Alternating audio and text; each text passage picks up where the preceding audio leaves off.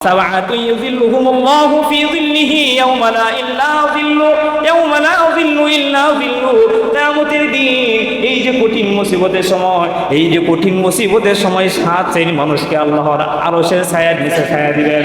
আমার সাথে সবাই বলেন কয় শ্রেণীর মানুষ? সাত শ্রেণীর মানুষকে আল্লাহর আরশের ছায়ার নিচে ছায়া দিবেন। এবার আসেন, এক নম্বর হচ্ছে ইমামুল আদিল, ন্যায় পরায়ণ শাসক। সমাজের মধ্যে ন্যায় পরায়ণ নেতা। আমরা বিচার হলে কোনো মুসিবতের মধ্যে পড়ে গেলে, মা বাবা সন্তান যারা ঝগড়া করলে, এলাকার নেতা যে আছেন, মেম্বার যিনি আছেন, চেয়ারম্যান যিনি আছেন, তাদেরকে আমরা তাদের কাছে একটা সুস্থ বিচার চাই।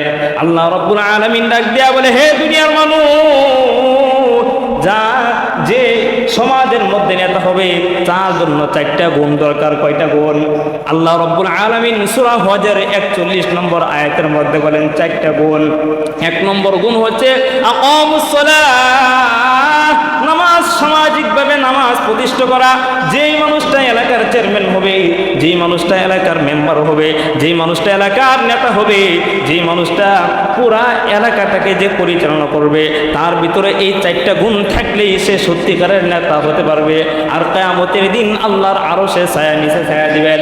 এক নম্বর গুণ হচ্ছে আকামুস সালাহ, নামাজ প্রতিষ্ঠা করা। সামাজিকভাবে প্রত্যেকটা মানুষের মাধ্যমে নামাজের দাওয়াতগুলো পৌঁছায় দেওয়া, নিজে নামাজ পড়া এবং মানুষের কাছে দাওয়াত পৌঁছায় দেওয়া। আকামুস সালাহ ওয়া আতুজ যাকাত, এবং সামাজিকভাবে যাকাতের আইন কারণগুলো সামাজিকভাবে চালু করা। নিজে যাকাত দিবে, সামর্থ্য হলে নিজে যাকাত দিবে। আর প্রত্যেকটা সমাজের মধ্যে যাকাতের আইনটা চালু করবে।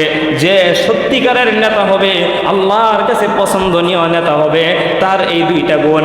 এরপরে ওয়া'মুর বিল মা'রুফ ওয়ানহা আনিল মুনকার, ওয়া'মুর বিল মা'রুফ, সৎ কাজের আদেশ দিবে। মনে রাখবেন, মুসলমানের ইমানের সর্বশ্রেষ্ঠত্বই হচ্ছে, ইমানি দায়িত্ব হচ্ছে প্রত্যেকটা মানুষকে সৎ কাজের আদেশ দেওয়া এবং অসৎ কাজের নিষেধ দেওয়া। এই কথাটা মুসলমানের অন্তরের মধ্যে নাই। সে নিজে সৎ কাজ করে না, অসৎ কাজের মধ্যে জড়িত থাকে। ওনার সামনে কেউ যদি অসৎ কাজ করে, সে কিন্তু বাধা দেয় না। আল্লাহ বলে, সে যে সত্যিকারের নেতা এবং যে সত্যিকারের ইমানদার এবং পরিচালনা করবে, পুরো এলাকা পরিচালনা করবে, আমার কাছে যদি আসতে চায়, আমার কাছে আসলে দুনিয়ার জিন্দেগিতে পুরো এলাকার দায়িত্ব আপনার কাছে দিয়ে দিছে আল্লাহ। আর যদি আপনি দায়িত্ব সঠিকভাবে পালন না করেন, কিয়ামতের দিন আল্লাহর কাঠগড়ায় আপনার দাঁড়াইতে হবে।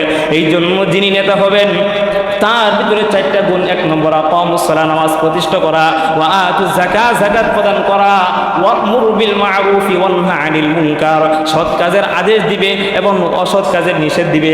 এই চারটা গুণ। এক নম্বর, আল্লাহ রাসূল সাল্লাল্লাহু আলাইহি ওয়াসাল্লাম বলেন, কিয়ামতের দিন এই কঠিন মুসিবতের সময়, যখন আল্লাহর আরশের ছায়া ছাড়া আর কোনো ছায়া থাকবে না, ওই কঠিন মুসিবতের সময় আমার মাওলা কারীম সাত শ্রেণীর মানুষদেরকে আল্লাহর আরশের ছায়া নিচে ছায়া দিবেন। তার মধ্যে এক নম্বর ইমামুল আদিল, ন্যায় পরায়ণ শাসক। আর দুই নম্বর ওয়া সাবআতুন শাফিয়াতুন ইবাদাতিল্লাহ, ওই যুবক, যেই যুবক তার যৌবনকাল আল্লাহর ইবাদতের মধ্যে কাটিয়েছেন। দুনিয়ার জিন্দেগিতে আপনি মুরব্বী বয়সেও ইবাদত করেন, আবার বৃদ্ধ বয়সে ইবাদত করেন, আবার প্রাপ্ত বয়স্ক হওয়ার আগেও আপনি ইবাদত করেন। কিন্তু মধ্যবর্তী যে সময়টা আল্লাহ তাআলার কাছে গুরুত্বপূর্ণ একটা সময়, আল্লাহ রাসূল সাল্লাল্লাহু আলাইহি ওয়াসাল্লাম বলেন, যখন একটা যুবক, সে তার ভিতরের মধ্যে যৌবনতার গুনাহ করার শক্তি আছে, আল্লাহ বলেন ওয়া খুলিকাল ইনসানু দাঈফা, সৃষ্টিগতভাবে আমি আল্লাহ মানুষদেরকে বড় দুর্বল করে বানাইলাম। আর এই যৌবনতার গুনাহ শক্তি তার ভিতরে আছে। আর গুনাহ শক্তি থাকার পরেও এই মানুষটা যখন মসজিদের মধ্যে আসিয়া, এই যুবকটা মসজিদের মধ্যে আসিয়া আল্লাহর কুদরতি পায়ের মধ্যে সিজদা দিয়া ডাক দেয়া বলে, সুবহান রাব্বিয়াল আলা, হে আল্লাহ, আমি তোমার পবিত্রতা বর্ণনা প্রকাশ করলাম। আল্লাহ তাআলা ডাক দেয়া বলে, যুবক, তুমি আমার পবিত্রতা বর্ণনা প্রকাশ করলা, আমি আল্লাহ তোমাকে অপবিত্র রাখলাম না। আমি আল্লাহ তোমার জিন্দেগির সমস্ত গুনাহ ক্ষমা করে আমি আল্লাহ তোমাকে পবিত্র বানায় দিলাম। সুবহানাল্লাহ। এই যুবক যখন আল্লাহর কুদরতি পায়ের মধ্যে সেজদা দেয়, আল্লাহ রাসূল সাল্লাল্লাহু আলাইহি ওয়াসাল্লাম বলেন জমিন থেকে নিয়ে আসমান পর্যন্ত যতটুক জায়গা, এই সমস্ত জায়গাটা যদি ফেনা দিয়া ভরা থাকতো, কেমন ফেনা দরকার। আল্লাহ রাসূল সাল্লাল্লাহু আলাইহি ওয়াসাল্লাম বলেন আল্লাহ ওই যুবকের আমল নামায় এর থেকেও বেশি সওয়াব দিয়ে আমল নামা করে দিবেন। সুবহানাল্লাহ। 3 নম্বরে রাসূল করিম সাল্লাল্লাহু আলাইহি ওয়াসাল্লাম বলেন রাজুলুন কলবুহু মুআল্লাকুন ফিল মাসাজিদ, ওই মানুষটা যেই মানুষটার অন্তর মসজিদের প্রতি মহব্বতে ভরা, ওই মানুষটা যেই মানুষটা 5 বার দৈনিক 5 বার মসজিদের মধ্যে আসে, আল্লাহর কুদরতি পায়ের মধ্যে সেজদা দেয়, এই মসজিদটাকে ঝাড়ু দেয়, মসজিদের দিক দিশন দিকে তারা খেয়াল রাখে, মসজিদটাকে মহব্বত করে। আল্লাহ রাসূল সাল্লাল্লাহু আলাইহি ওয়াসাল্লাম ডাক দিয়ে বলে সাহাবীরা, যারা দুনিয়ার জমিনে আল্লাহর ঘরকে মুহাব্বত করছে, যারা দুনিয়ার জমিনে নবীর ঘর মাদ্রাসাকে মুহাব্বত করছে, এই মাদ্রাসার মধ্যে যারা পড়ে তাদেরকে মুহাব্বত করছে, মসজিদের মধ্যে যারা নামাজ পড়ে তাদেরকে মুহাব্বত করছে, মসজিদের মধ্যে যারা নামাজ পড়ে তাদেরকে অন্তর দিয়া ভালোবাসে। আল মারউ মা মান আহাব্বা, একটা হাদিস মনে রাখবেন, আল্লাহ রাসূল বলেন আল মারউ মা মান আহাব্বা, তোমার যদি সম্পর্ক হয় খ্রিস্টান ইহুদিদের সাথে, তোমার যদি সম্পর্ক হয় নাসারাদের সাথে, তোমার যদি সম্পর্ক হয় বদ মানুষদের সাথে, তোমার সম্পর্ক হয় ঘুষ করনেওয়ালা মানুষের সাথে, তোমার সম্পর্ক হয় জিনা করনেওয়ালা মানুষের সাথে, তাহলে আল্লাহ রাব্বুল আলামিন ডাক দিয়ে বলে দুনিয়ার মানুষ, আল্লাহ রাসূল বলেন আল মারউ মা মান আহাব্বা, ওদের সাথে তোমার হাসর নাসর হয়ে তোমার জন্য চিরস্থায়ী অস্থায়ী জাহান্নামের মধ্যে লিপ্ত হয়ে যাবে। আর যারা 5 ওয়াক্ত নামাজ পড়ে আল্লাহর কোন মসজিদের সঙ্গে যদি সম্পর্ক হয়, তারা মাওলাই কারীম তোমাকে মুহাব্বত করিয়া আল্লাহর ঘরের সাথে তোমার হাসরে দিয়া চিরস্থায়ী জান্নাতের মালিক আল্লাহ বানায় দিবেন। সুবহানাল্লাহ। আর 3 নম্বর 4 নম্বর হচ্ছে ওয়ারুজুলানি তাহাব্বান ফিল্লাহি ইসতামা আলাইহি ওয়া তাফাররাকা আলাইহি, আল্লাহ রাসূল সাল্লাল্লাহু আলাইহি ওয়াসাল্লাম বলেন দুনিয়ার জমিনে আমি একজনকে ভালোবাসি, বলেন আমি আপনাকে ভালোবাসি, কার জন্য ভালোবাসি? একমাত্র আল্লাহর জন্য। সবাই বলেন কার জন্য? আল্লাহর জন্য ভালোবাসি। আমি আপনার সাথে সম্পর্ক বিচ্ছিন্ন করতে চাই, একমাত্র আল্লাহর জন্য সম্পর্ক বিচ্ছিন্ন করতে চাই। আমি আপনার সঙ্গে সম্পর্ক করতে চাই, আল্লাহর জন্য সম্পর্ক করতে চাই। ইন্না সলাতি ওয়া নুসুকি ওয়া মাহইয়ায়া ওয়া মামাতি লিল্লাহি রাব্বিল আলামিন। আল্লাহ রাব্বুল আলামিন ডাকতে বলে দুনিয়ার জমিনে যত ইবাদত করো বান্দা, এই সমস্ত ইবাদত একমাত্র আল্লাহ তাআলার জন্য।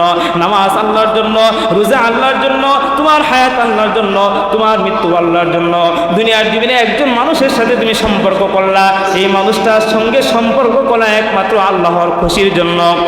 আবার একটা মানুষের সাথে তুমি সম্পর্ক বিচ্ছিন্ন করলা, এই সম্পর্ক বিচ্ছিন্ন করলা একমাত্র আল্লাহর জন্য। যদি আল্লাহর জন্য কোনো মানুষকে ভালোবাসে থাকো, কিয়ামতের দিন কঠিন মুসিবতের সময় আল্লাহ রাব্বুল আলামিন ওনার আরশের ছায়া নিচে ছায়া দিবেন। সুবহানাল্লাহ। 5 নম্বর ওয়ারজুলুন আতারাব্বাহু আতাযান যাতা মানসিবা ওয়া জিমাল, ওই যুবকটা যেই যুবকের কাছে কোনো সুন্দরী নারী আসে ডাক দিয়া বলে হে যুবক, আমি তোমার সঙ্গে জিনার মধ্যে লিপ্ত হতে চাই, আমি তোমার সঙ্গে হারামের মধ্যে লিপ্ত হতে চাই, আমি তোমার সঙ্গে খারাপ কাজের মধ্যে লিপ্ত হতে চাই। আর যুবকটা যদি বলেন, যুবকটা যদি যৌবনের শক্তি তার ভিতরে আছে, ইচ্ছা করলেই কিন্তু এই যুবতী মেয়ের সঙ্গে জিনার কাজ করতে পারে। আর যদি যুবকের অন্তরের মধ্যে আল্লাহর ভয় থাকে, যুবক বলবে ইন্নী আখাফুল্লাহ,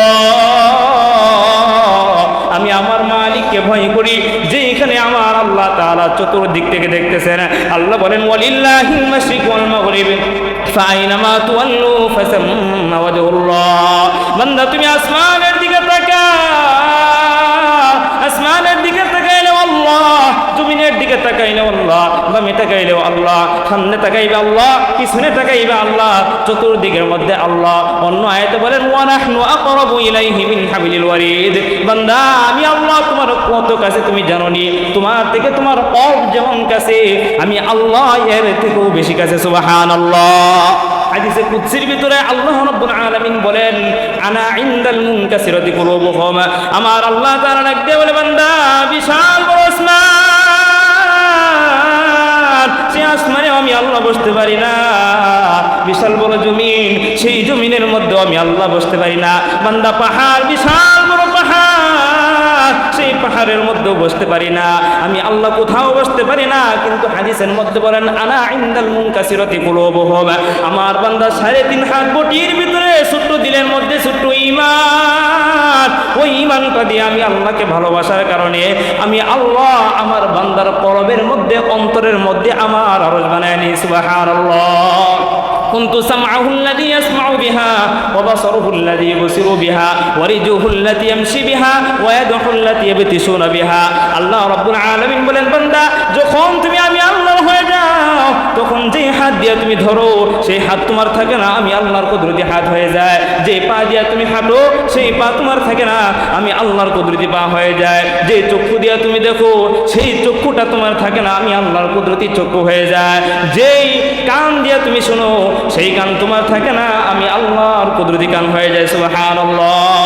এই জন্য 5 নম্বরে বলেন ওই যুবকটা, যে মেয়েটা তাকে খারাপ অফার দেওয়ার পরেও, নিকৃষ্ট অফার দেওয়ার পরেও, জিনা করার অফার দেওয়ার পরেও আল্লাহর ভয়ে সে গুনাহ থেকে বেঁচে থাকে, আল্লাহ রাসূল সাল্লাল্লাহু আলাইহি ওয়াসাল্লাম বলেন কিয়ামতের দিন এই মানুষটাকে আল্লাহর আরশের ছায়া নিচে ছায়া দিবেন। সুবহানাল্লাহ। 6 নম্বর ওয়ারজুলুন তাসাদ্দাকা বিসাদাকাতিন ফাআখফাহা হাত্তা তা'লামা শিমাল মা তুনফিকু মা বিয়ামিনি। আল্লাহ রাসূল সাল্লাল্লাহু আলাইহি ওয়াসাল্লাম বলেন কিয়ামতের দিন ওই মানুষটাকে আল্লাহর আরশের ছায়া নিচে ছায়া দিবেন যে ডান হাতে দান করে বাম হাতে জানে না। দুনিয়ার জমিনে আমরা মসজিদের মধ্যে হাজার হাজার টাকা দান করি, দুনিয়ার জমিনে মসজিদের মধ্যে শত শত টাকা দান করি। হুজুর মাইক দিয়ে কেন এলান করলেন না? আমি মসজিদের মধ্যে 100 টাকা দিলাম, আমার নামটা কেন মাইক দিয়ে বললেন না? আমি 500 টাকা দিলাম, আমার নামটা খাতার মধ্যে কেন উঠলো না? আমি 500 টাকা দিলাম, আমার নামটা কমিটিরা কেন জানে না, এলাকাবাসীরা কেন জানে না? আল্লাহ রাসূল বলেন এইভাবে 1 টাকা না, কোটি কোটি টাকা যদি তুমি আমার রাস্তার মধ্যে দান করো 1 পয়সাও তোমার দান হবে না, 1 পয়সাও তোমার দান কবুল হবে না। আর যদি তুমি 1 টাকা আল্লাহকে দেখানোর উসিলাই ডান হাতে দান করলা, বাম হাতে তোমার জানলো না। এরপরে বলেন মানজা আবিল হাসানাতি ফারাহু আশরু আমসালিহা, এমন 1 টাকা দান করার কারণে আল্লাহ 1 টাকার বিনিময়ে তোমাকে 10 টাকা দানের সওয়াব দিবেন। সুবহানাল্লাহ। এরপরে আল্লাহ রাসূল সাল্লাল্লাহু আলাইহি ওয়াসাল্লাম বলেন ওয়ারজুলুন যাকারাল্লাহ ফালিনা ফামাআত আলাইহি, যে ব্যক্তি নীরব হইলে আল্লাহর কথা মনে হয়, একা একা আছে আমার মালিকের কথা মরণ হয়ে গেছে। যখন একা একা থাকে তখন কিন্তু মানুষের দুনিয়ার গুনাহের কথা মনে হয়, হারামের কথা মনে হয়, মেয়ের কথা মনে হয়, জিনা করার কথা মনে হয়, টাকা উপার্জন করার কথা মনে হয়। আল্লাহ রাব্বুল আলামিন ডাক দিয়ে বলে বান্দা নীরবে থাকিয়া তুমি যদি আমি আল্লাহকে স্মরণ করো, বান্দা নীরবে থাকিয়া জাহান্নামের কথা স্মরণ করলা, নীরবে থাকিয়া তুমি জান্নাতের কথা স্মরণ করলা, আমি আল্লাহকে ভয় করিয়া 1 ফোঁটা চোখ দিয়া তোমার পরে তোমার চোখ দিয়া পানি ফেলাই দিবা। মনে রাখবা বান্দা তোমার চোখের পানিটা নাকের আগায় আসার আগে আমি আল্লাহ তোমাকে সারা জীবনের সমস্ত গুনাহগুলো ক্ষমা করে আমি আল্লাহ কিয়ামতের দিন তোমাকে সবচেয়ে উচ্চ মাকামের জান্নাত আমি আল্লাহ তোমাকে দান করব। সুবহানাল্লাহ। মুহতারাম হাজিরিন, লম্বা আলোচনা হয়ে যাচ্ছে, এই জন্য বলতেছি আল্লাহ রাব্বুল আলামিন যেই দিন আল্লাহর আরশের ছায়া ছাড়া আর কোনো ছায়া থাকবেন না, আল্লাহ রাসূল ছাড়া দুনিয়ার জমিনে যত মানুষ আছে সমস্ত মানুষগুলো ইয়া নাফসি ইয়া নাফসি, সমস্ত পয়গম্বর, সমস্ত সাহাবায়ে কেরাম, সমস্ত তাবিঈন, তাবে তাবিঈন, আইনে মুসলিম যত মানুষ আছে এমনকি ফেরেশতারা পর্যন্ত ওই দিন একমাত্র আল্লাহর কাছে বলবে ইয়া নাফসি ইয়া নাফসি, হে আল্লাহ আমাকে বাঁচাও আমাকে বাঁচাও। কিয়ামতের দিন আমাকে ওনার আরশের ছায়া নিচে ছায়া দান করবেন। এই 7টি গুণ আমাদের ভিতরে রাখার চেষ্টা করব তো ইনশাআল্লাহ? সবাই বলেন করব তো ইনশাআল্লাহ?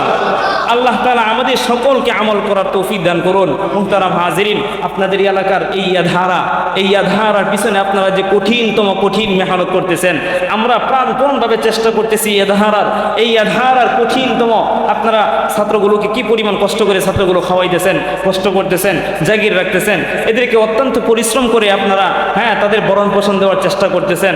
আমরাও কিছু সংখ্যক চেষ্টা করতেছি যেন আপনাদেরকে ভালো একটা উপহার দিতে পারি ইনশাআল্লাহ। আমাদের আগামী 20 নভেম্বর মাহফিল ইনশাআল্লাহ আপনারা হবে সকলেই জানেন। তো এই মাহফিলের মধ্যে আল্লাহর রহমতে আপনাদের দরবরকতে 4টি ছাত্রকে পাগড়ি দেওয়া হবে ইনশাআল্লাহ। এমনকি গতকালকে রাত্রেও আমি আমার উস্তাদ শেখ আহমদ বিন ইউসুফ আল আজহারি, উনি আমাকে অত্যন্ত মহাব্বত করেন। সারা বাংলাদেশের মধ্যে সবচেয়ে বড় কারি যিনি ছাত্র গড়ার মূল কারিগর যাকে আমরা বলা হয় আর কি, সবাই ওনাকে চিনেন। উনি বলছেন যে আমার মতো গুণাগার এই প্রতিষ্ঠানে উনি আসবেন। তবে উনি যদি আসেন, উনি যদি প্রতি মাসে একটা দিন সময় দেন, আমরা আশা করি ইনশাল্লাহ বিশ্বজয়ী হাফেজ তো অনেক মাদ্রাসার থেকে অনেকেই হয়। আমার ছাত্র হয়েছে আজহারুল ইসলাম ওসামা নেত্রকোনা জামালপুরা মাদ্রাসায়, আমার কাছে পড়াশোনা করছে। মুখ দিয়ে কথা বলতে পারে না, শব্দ উচ্চারণ করতে পারে না, খেতরা মুখ দিয়ে বাজে, কথা উচ্চারণ হয় না। ওর কথা, ও কোরআন তেলাওয়াত করেছে, 30 পারা হাফেজ, মাত্র 3 মাসে হাফেজ হয়েছে। সারা বিশ্বের মধ্যে প্রতিযোগিতা দিয়া সারা বিশ্বের মধ্যে প্রথম স্থান অধিকারী করে 60 লক্ষ টাকা পুরস্কার নিয়ে আসছে। সুবহানাল্লাহ। তো ওরাও মানুষ, আমাদের এখানে যারা পড়ে তারাও মানুষ। ওই হুজুর আমি, ওই মাদ্রাসা কিন্তু ওরকমই, এর থেকে আরো অল্প ইয়ার মাদ্রাসা। তো এরকম একটা প্রতিষ্ঠান আপনারা আরও ভাবে চেষ্টা করবেন যেন আমরা আপনাদেরকে ভালো কিছু উপহার দিতে পারি। কমিটি যারা আছেন অত্যন্ত কষ্ট করেন, তারা আমাদের জন্য, এলাকাবাসী যারা আছেন তারাও আমাদের জন্য কষ্ট করেন। আলহামদুলিল্লাহ, আরও করার চেষ্টা করবেন ইনশাল্লাহ। সর্বাধিক যে কোনো সময় যে কোনো কাজে, মাদ্রাসার কোনো কাজে ডাক দিলে আমরা সবাই পাবো তো ইনশাল্লাহ, সবাই আসবো তো ইনশাল্লাহ। উপরে হাত তুলে আল্লাহকে দেখান, আসবো তো সবাই ইনশাল্লাহ। আল্লাহ প্রত্যেকটা হাত কবুল করে নিন, সকলে বলে আমিন। কাল কিয়ামতের দিন কঠিন মুসিবতের সময় এই হাতগুলো আল্লাহ দেখে দেখে আল্লাহর কুদরতি চাদর দিয়া আল্লাহ তাআলা জাহান্নামের আগুন থেকে বাছাই করে আল্লাহ জান্নাতের মালিক বানিয়ে দেন। সকলে বলে আমিন, সুম্মা আমিন। ওয়া আখিরু দাওয়ানা আলহামদুলিল্লাহি রাব্বিল আলামিন।